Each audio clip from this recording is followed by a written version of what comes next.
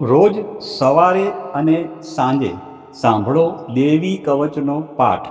દેવી કવચનો પાઠ સાંભળતા પહેલાં કોમેન્ટમાં તમારી કુળદેવીનું નામ લખવાનું ભૂલશો નહીં અને વિડીયોના અંત સુધી જોડાયેલા રહેજો અને સંપૂર્ણ દેવી કવચનો પાઠ આપણે સાંભળીશું. હવે આપણે દેવી કવચનો પાઠ શરૂ કરીશું. ઓમ ચંડિકા દેવીને નમસ્કાર. માર્કંડેયજીએ કહ્યું, હે પિતામહ, જે આ સંસારમાં પરમ ગોપનીય અને મનુષ્યનું બધી રીતે રક્ષણ કરનારું છે અને જેને તમે અત્યાર સુધી બીજા કોઈ સામે પ્રગટ ન કર્યું હોય એવું કોઈ સાધન મને કહી બતાવો. બ્રહ્માજી બોલ્યા, હે બ્રાહ્મણ, એવું સાધન તો એકમાત્ર દેવીનું કવચ જ છે, જે ગોપનીય કરતાં પણ પરમ ગોપનીય, પવિત્ર તથા બધા પ્રાણીઓ ઉપર ઉપકાર કરનારું છે. હે મહામુનિ, તે તમે ધ્યાનથી સાંભળો. દેવીની 9 મૂર્તિઓ છે.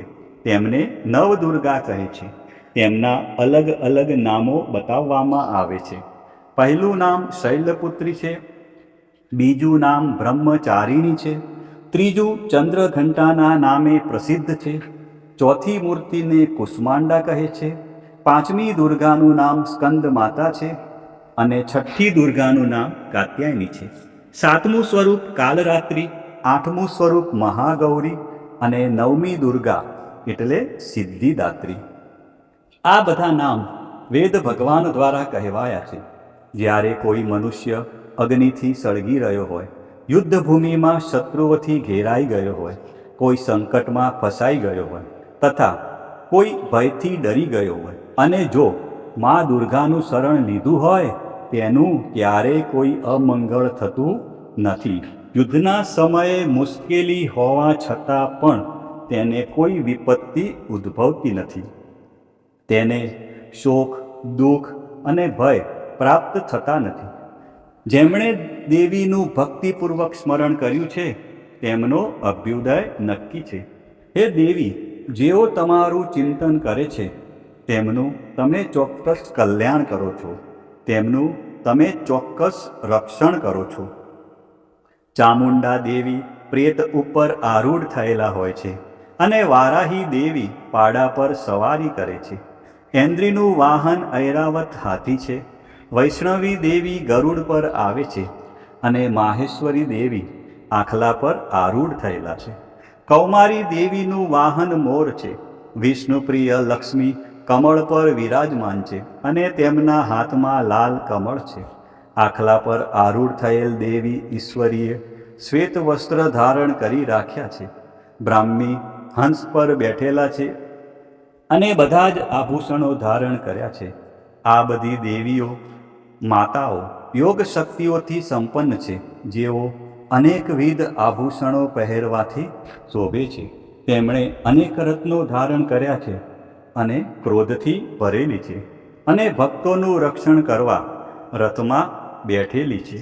આ દેવીઓના હાથમાં શંખ, ચક્ર, ગદા, શક્તિ, હળ, મૂસળ, ખેટક, કુંત, દોરડું, કુહાડી, તોમર, ત્રિશૂળ અને ઉત્તમ પ્રકારના ધનુષ્ય ધારણ કરેલા છે. દૈત્યોના શરીરનો નાશ કરવો અને ભક્તોને અભયદાન આપવું, દેવતાઓનું હિત કરવું એ તેમના શસ્ત્ર ધારણનો ઉદ્દેશ છે. મહારૌદ્ર રૂપ, અત્યંત ઘોર પરાક્રમી, મહાબલી અને મહા ઉત્સાહયુક્ત હે દેવી, તમે મહાન ભયનો નાશ કરનારા છો. તમને મારા નમસ્કાર છે. તમારી સામે જોવું પણ મુશ્કેલ છે. શત્રુઓનો ભય વધારનારા હે જગદંબિકા, મારું રક્ષણ કરો. પૂર્વ દિશામાં ઇન્દ્રી શક્તિ મારું રક્ષણ કરે, અગ્નિ ખૂણામાં અગ્નિશક્તિ, દક્ષિણ દિશામાં વારાહી અને નૈઋત્ય ખૂણામાં ખગધારિણી મારું રક્ષણ કરે, પશ્ચિમ દિશામાં વારુણી અને વાયવ્ય ખૂણામાં હરણ પર સવારી કરનારા દેવી મારું રક્ષણ કરે, ઉત્તર દિશામાં કુમારી અને ઈશાન ખૂણામાં શૂલધારિણી મારું રક્ષણ કરે. હે બ્રહ્માણી, તમે ઉપરની બાજુએ મારું રક્ષણ કરો. હે વૈષ્ણવી, તમે નીચેની બાજુએ મારું રક્ષણ કરો. આ જ પ્રમાણે શબ જેનું વાહન છે તે ચામુંડા દેવી 10 દિશાઓમાં મારું રક્ષણ કરો. જયા દેવી આગળની બાજુએ અને વિજયા દેવી પાછળની બાજુએ રક્ષણ કરે. ડાબા ભાગે અજિતા દેવી અને જમણા ભાગે અપરાજિતા દેવી મારું રક્ષણ કરે. ઉદ્યોતિની દેવી શિખાનું રક્ષણ કરે અને ઉમા દેવી મારા મસ્તક પર વિરાજિત થઈને મારું રક્ષણ કરે. માલાધરી દેવી મારા કપાળનું અને યશસ્વીની દેવી મારી ભમરોનું રક્ષણ કરે. ત્રિનેત્રા દેવી ભમરોના મધ્ય ભાગનું અને યમઘંટા દેવી નાસિકાઓનું રક્ષણ કરે. શંખીની દેવી બંને આંખોના મધ્ય ભાગનું રક્ષણ કરે અને દ્વારવાસીની કાનોનું રક્ષણ કરે. કાલિકા દેવી ગાલોનું તથા સાંકરી દેવી કાનોના મૂળ ભાગોની રક્ષા કરે.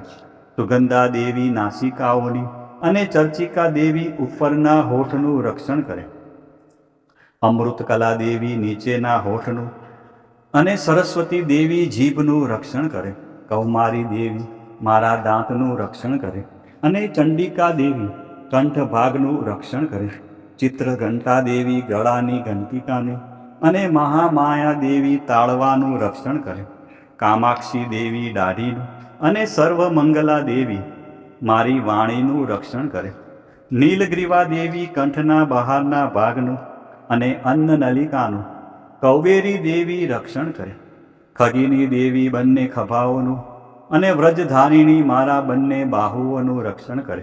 દંડીની દેવી બંને હાથોનું અને અંબિકા દેવી આંગળીઓનું રક્ષણ કરે. શુલેશ્વરી દેવી નખોનું રક્ષણ કરે અને કુલેશ્વરી દેવી પુખ અને પેટનું રક્ષણ કરે.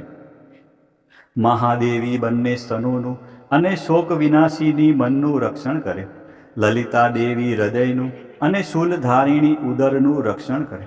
કામિની દેવી નાભીનું અને ગુહેશ્વરી દેવી ગુહ ભાગનું રક્ષણ કરે. પૂતના અને કામિકા લિંગનું અને પાડાને વાહન બનાવનાર દેવી ગુદાનું રક્ષણ કરે. ભગવતી દેવી કટી પ્રદેશનું અને ઘૂંટણોની રક્ષા વિંધ્યવાસીની દેવી કરે. સર્વ કામનાઓ પૂરી કરનારા દેવી જંઘાઓનું રક્ષણ કરે. નારસિંહ દેવી પિંડીઓનું રક્ષણ કરે. તેજસી દેવી બંને પગોના પૃષ્ઠભાગનું રક્ષણ કરે. શ્રીદેવી પગોની આંગળીઓનું અને તલવાસીની દેવી પગના તળિયાનું રક્ષણ કરે. પોતાની વિકરાળ દાઢોથી ભયંકર દેખાતા કરાલી દેવી નખોનું અને ઉડ્વકેશીની દેવી વાળનું રક્ષણ કરે. કૌબેરી દેવી રૂવાટીના છિદ્રોનું અને વાઘેશ્વરી દેવી ત્વચાનું રક્ષણ કરે. પાર્વતી દેવી રક્ત મજ્જા વસા માંસ હાડકા અને મેદનું રક્ષણ કરે. કાલરાત્રિ દેવી આંતરડાઓનું અને મુકુટેશ્વરી દેવી પિત્તનું રક્ષણ કરે. પદ્માવતી દેવી કમળ કોષોના મૂળ આધારનું અને ચૂડામણી દેવી કફનું રક્ષણ કરે. જ્વાળામુખી નખોના તેજનું અને અભેગા સમસ્ત સાંધાઓનું રક્ષણ કરે.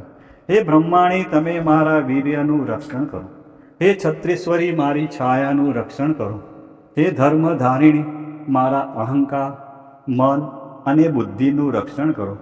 હે વ્રજ ધારણ કરનાર દેવી, મારા પ્રાણ, અપાન, વ્યાન, ઉદાન અને સમાનનું રક્ષણ કરો. કલ્યાણથી શોભતા હે દેવી, મારા પ્રાણનું રક્ષણ કરો.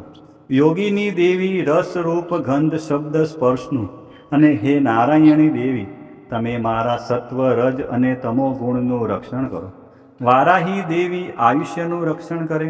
વૈષ્ણવી દેવી ધર્મનું રક્ષણ કરે. અને ચક્ર ધારણ કરનારા દેવી યશ અને કીર્તિ, લક્ષ્મી અને ધનનું તેમજ વિદ્યાનું રક્ષણ કરો. હે ઇન્દ્રાણી દેવી, તમે ગોત્રનું રક્ષણ કરો. હે ભૈરવી દેવી, તમે મારી પત્નીનું રક્ષણ કરો. હે ચંડિકા દેવી, મારા પશુઓનું રક્ષણ કરો. હે મહાલક્ષ્મી દેવી, તમે મારા પુત્રોનું રક્ષણ કરો. હે સુપતા દેવી, મારા પથનું અને ક્ષેમકરી દેવી, મારા માર્ગનું રક્ષણ કરો. હે મહાલક્ષ્મી દેવી, રાજદ્વારી કાર્યોમાં મારું રક્ષણ કરો.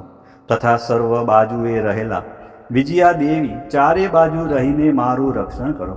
હે દેવી, જે સ્થાન દેવી કવચમાં કહેવાયું નથી અને તેથી રક્ષણ વિનાનું છે, તે બધા સ્થાનો તમારા વડે સુરક્ષિત થાય, કારણ કે તમે વિજયશાલિની અને પાપ નાશીની છો. જો મનુષ્ય પોતાના શરીરનું ભલું ઈચ્છતો હોય તો તેણે દેવી કવચનો પાઠ કર્યા વિના એક ડગલું પણ ભરવું નહીં. દેવી કવચનો પાઠ કરીને જ યાત્રા કરવી. દેવી કવચના પાઠથી બધી બાજુથી સુરક્ષિત થયેલો મનુષ્ય જ્યાં જ્યાં જાય છે ત્યાં ત્યાં તેને ધન લાભ થાય છે તથા સઘળી કામનાઓ પર વિજય પ્રાપ્ત થાય છે. તે જે અભિષ્ટ વસ્તુનું ચિંતન કરે છે તેને તે અચૂકપણે પ્રાપ્ત કરી લે છે. તે મનુષ્ય આ પૃથ્વી ઉપર અતુલ ઐશ્વર્યને પામે છે. દેવી કવચથી રક્ષાયેલો મનુષ્ય નિર્ભય થઈ જાય છે. યુદ્ધમાં તેમનો પરાજય થતો નથી તથા તે ત્રણેય લોકમાં પૂજનીય બને છે. આ દેવી કવચ દેવતાઓને પણ દુર્લભ છે. જે આ દેવી કવચનો દરરોજ 3 સંધ્યાએ શ્રદ્ધાપૂર્વક પાઠ કરે છે તેની દૈવી કલા પ્રાપ્ત થાય છે તથા તે ત્રણેય લોકમાં પરાજિત થતો નથી. એટલું જ નહીં, તે અપમૃત્યુથી રહિત થઈને 100 કરતાં પણ વધુ વર્ષ જીવે છે. દેવી કવચ ધારણ કરનાર મનુષ્યની રાજા તરફથી સન્માન અને વૃદ્ધિ થાય છે. આ દેવી કવચ મનુષ્યના તેજની વૃદ્ધિ કરનારું અને ઉત્તમ છે. આ કવચનો પાઠ કરનારો મનુષ્ય પોતાની કીર્તિથી શોભા પામીને પૃથ્વી ઉપર પોતાના સુયશ સાથે સાથે વૃદ્ધિ પામે છે. જે પહેલાં દેવી કવચ કરીને સપ્તસતી ચંડી પાઠ કરે છે તેની જ્યાં સુધી વન પર્વત હોય ત્યાં સુધી તે આનંદથી યુક્ત આ પૃથ્વી ઉપર રહે છે. તેના પુત્રો, પૌત્રો અને સંતાન પરંપરા બનેલી રહે છે. પછી દેહાંત થતાં તે મનુષ્ય મહામાયાની કૃપાથી નિત્ય પરમપદને પામે છે.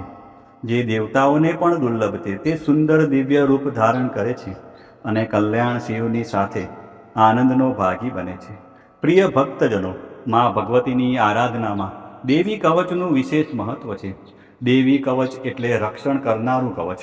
આ પાઠ દ્વારા મા દુર્ગાના વિવિધ સ્વરૂપો આપણા શરીરના દરેક અંગ અને જીવનના દરેક ડગલાનું રક્ષણ કરે છે. ઋષિ માર્કંડે દ્વારા વર્ણવેલ આ દેવી કવચનો જો નિત્ય પાઠ કરવામાં આવે તો મનુષ્ય નિર્ભય બને છે અને તેના જીવનમાં સુખ શાંતિનો ઉદય થાય છે. આજના વિડીયોમાં તમે સંપૂર્ણ દેવી કવચનો પાઠ સાંભળ્યો.